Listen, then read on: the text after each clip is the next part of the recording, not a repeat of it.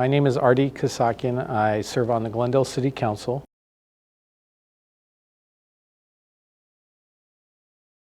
I've lived in Glendale for over 37 years. Grew up here, went to elementary school, middle school, high school. Even when I was going to college, I was still living in Glendale and working in Glendale.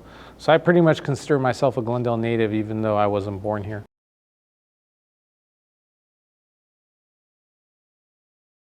I think it's not just Glendale's relationship. I think as a nation, as different communities, we've all evolved and learned more about each other. And I think that this process continues to this day. So I think that it's always best when we're able to relate to folks, and we can only relate to folks if we're interacting with each other, having events where we have the opportunity to ask questions, get answers, see that there isn't that much that makes us different from one another. And I think that's part of what we need to do to help rise up members of the LGBTQ community, people who are still struggling with coming out, and letting them know that Glendale is a safe place for everyone.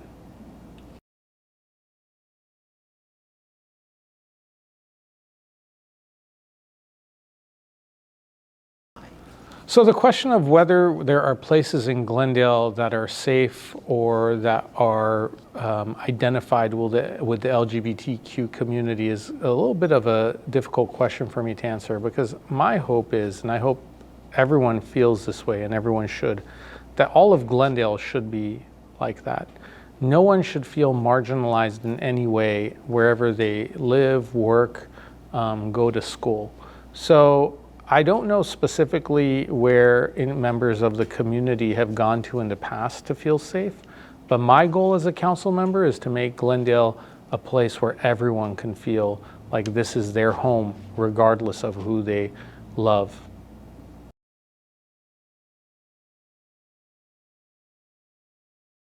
So I think that one of the things that's interesting is that I remember a few years after I graduated high school. So when I was in high school, I remember when it was announced that Magic Johnson of the Los Angeles Lakers tested HIV positive. And of course, at the time, AIDS was associated mostly with the gay community. And just generally because of a lack of information and knowledge, people exclusively almost associated AIDS with gay people. But that announcement, especially coming from such a high-profile figure, started a discussion in our high schools among teenagers, people of my age at the time, who were curious and interested to have discussions and open discussions about sexuality and sex, having safe sex, practicing safe sex. And I remember at the time when we started having those discussions, and I was a student at Glendale High School, you would have thought the sky had caved in on us. Like, it was the worst possible thing to talk about teenagers having sex, let alone people's sexuality and sexual orientation.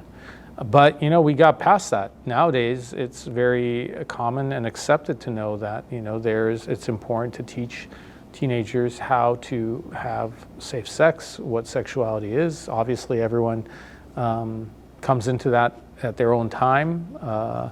And doesn't have to hopefully feel pressured into anything. But to have that knowledge is important in order to be safe, in order to protect yourself and also protect others. But after that, it was interesting to see that what that, I think, evolved into in the next few years was, I remember that there was an attempt to have a LGBT, at that time it was, I think, gay and lesbian was the only names associated with it, but a gay and lesbian club at one of the other high schools in Glendale. And again, you would have thought once again that the sky was caving in, and everyone was up in an uproar about, how can you allow this? Why is this a club? We have the Spanish club, sure, we have the Armenian club or the Filipino club, but we don't have to have a club about this. So there's obviously in our country and in our culture taboos around things that are associated with sex specifically and orientation. And I think that we've made lots of progress. We continue to make progress, and we have to realize that, again, the way we evolve is by having these conversations, which some may find difficult to have, but are essential because, you know, if someone, just because someone isn't talking about it doesn't mean that there isn't someone struggling with it. So that's, I think, important to note that a lot of these discussions ended up starting from places where the youth were the ones to initiate the discussion before the adults were. I think the advice I would give to anyone who's struggling with who they are or coming out is that just know that you will always find someone, there's always someone who loves you. You know, may not feel that way sometimes, but you are loved and you are valued. Every human being has value. You know, it's nothing is created on this earth that doesn't have value, that doesn't add to our whole and wholeness. So I think that's the most important thing. And I know it's really hard, especially when you feel like you're in a lonely place or that no one understands you. But know that you're not the first and you won't be the last. You know, it's hard to imagine that, but it's true. I've experienced heartbreak myself. I remember the first time I had my heart broken, for instance, and you know, I thought to myself, oh my God, no one in the world can be sadder than I am at this moment, right?